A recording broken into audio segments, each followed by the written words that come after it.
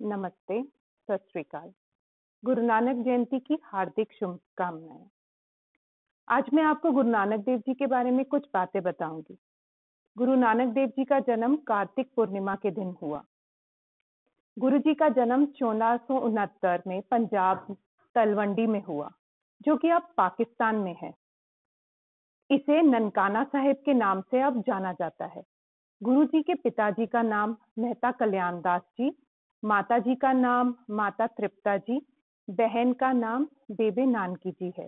बेबे नानकी जी को उनका पहला भक्त भी माना जाता है। गुरु जी बचपन से ही आध्यात्मिक मार्ग से जुड़े हुए थे। उनके जीवन के साथ कई चमत्कारिक घटनाएं जुड़ी हुई हैं। एक बार जब गुरु जी अपनी गाय बैलों को चराने गए तो एक पेड़ के नीचे आराम कर रहे थे। उनके चेहरे पर बहुत तेज धूप पड़ रही थी। एक बड़े नाग ने फन फैलाकर उन्हें छाया दी हुई थी। ये चमत्कार गांव के कई लोगों के साथ साथ वहां के मुखिया राय बुरार जी ने भी देखा। गुरु नानक देव जी बचपन से ही गरीबों की सेवा, उन्हें मिल बांट के खाने में बिलीव करते थे। गुरु जी के पिताजी ने उन्हें 20 रुपए दिए और कहा कि कुछ मुनाफे का सौदा करके आ, अर्थात सच्चा सौदा करके आ। गुरुजी गांव में गए और वहां उन्हें एक साधुओं की टोली दिखी जो कई दिनों तक भूखी थी। गुरुजी ने 20 रुपए से उन गरीबों का पेट भरा। टोके जाने पर गुरुजी ने कहा, इससे ज्यादा मुनाफा क्या हो सकता है कि पैसे से किसी गरीब का पेट भरा जाए। गुरुजी की शादी माता सुलखनी जी के साथ की गई और उसके बाद उनके 2 बच्चे भी हुए।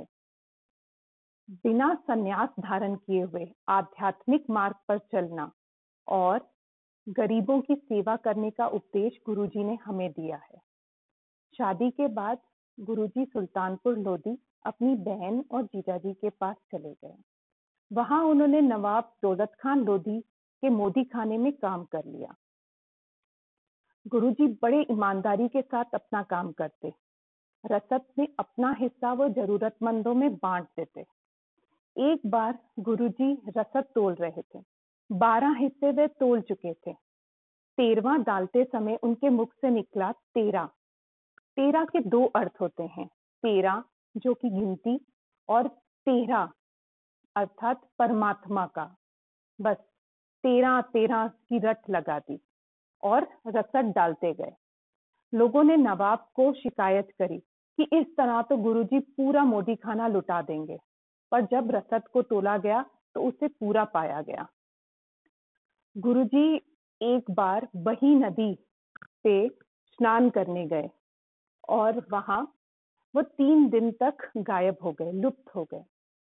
गुरुजी के घर वालों और गांव वालों को लगा कि वो पानी में बह गए हैं, पर उनकी बहन ने कहा कि वह अभी तो कईयों को तारना है, वह जीवित हैं। और 3 दिन बाद गुरुजी प्रकट हुए और जो पहला शब्द उनके मुख से निकला वह था, ना कोई हिंदू ना मुसलमान। उन्होंने हमें इस तरह एकता का संदेश दिया है। इस घटना के बाद गुरुजी चारों ओर घूम घूम कर अपने परमात्मा से जुड़ने का उपदेश दिया। वह भारत, अफगानिस्तान, तिब्बत और अरब के कई स्थानों में पैदल भ्रमण किया। इन यात्राओं को उदासी के नाम से जाना जाता है। 3 मुख्य संदेश जो गुरुजी ने दिए वह है किरत करो, जो कि ईमानदारी से अपने हाथ से काम करके खाओ। दूसरा, नाम जपो, अर्थात भगवान को हमेशा याद रखो। और वंड छको, जिसका अर्थ है मिल बांट के खाओ। गुरुजी ने कई अंधेरे में फंसे लोगों को रोशनी की ओर ले गए। इसीलिए कहा जाता है, सतगुरु नानक प्रगटया मिट्टी तुंद जग चानन होया, जिसका अर्थ है कि सतगुरु नानक जब प्रकट हुए हैं तो जग अंधेरे से उजाला प्रकाशमान हो गया है। धन्यवाद। The channel has stories in several different Indian languages, so choose what's best for you. If you would like to submit a story of your own, please do contact us using the links given in the description box below. Happy listening.